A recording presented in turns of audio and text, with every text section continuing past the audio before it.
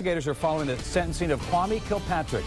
Tomorrow, the former mayor of Detroit will learn his punishment for his role in the city's corruption scandal. 7 Action News investigator Heather Catallo has been on top of this corruption case since the very beginning. That's right.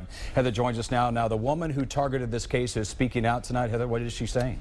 Well, she weighs in on the sentencing that will likely make tomorrow a historic day for Detroit. Judge Nancy Edmonds will sentence Kwame Kilpatrick for his role in what the feds have called breathtaking corruption. The sentencing gets underway at 10 a.m., but we are expecting there will be lengthy arguments from both the feds and the defense.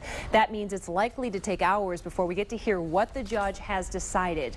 As you know, a jury convicted Kilpatrick and his friend Bobby Ferguson on racketeering, bribery, and other charges last March. Today, U.S. Attorney Barbara McQuaid stopped by to talk to our own Chuck Stokes about a forum that she's hosting later this month on building honest government in Detroit. And of course, we wanted to ask her about this case. A good analogy.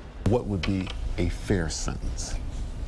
Oh, well, you know, that's a decision for the judge to make, what a sentence ought to be. But a sentence needs to reflect the seriousness of the offense and that message of deterrence so that future political officials think twice before they commit these kinds of crimes. You know, a good analogy, I think, might be speeding.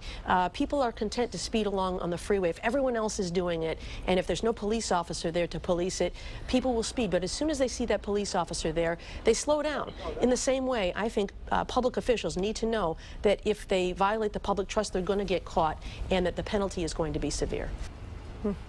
We will have more information on that forum that's coming up on October 21st on WXYZ.com. And of course, you can see the rest of Chuck's interview Sunday morning at 9:30 on Spotlight on the News. As for tomorrow, it's totally up to the judge to decide how many years Kilpatrick will spend in prison. The feds are asking for at least 28 years. His lawyer is asking for no more than 15. You know, you talked about it being a busy day before they actually get to that sentencing. I think some people may wonder, what do they still have to argue about? Well, it seems like a lot. Several things, including how much money can be attributed to Kilpatrick because he illegally steered contracts to his friend. The feds say that number is $9.6 million. The defense is objecting to that, but the higher that number is, the longer the potential prison term. So that dollar amount is a big deal. Yeah, all this coming down tomorrow, of course, as well. I remember when we saw the sentencing guidelines. Remember that book? It's about this thick. So there's people have weighed a whole lot of things looking at this. Thank you, Heather.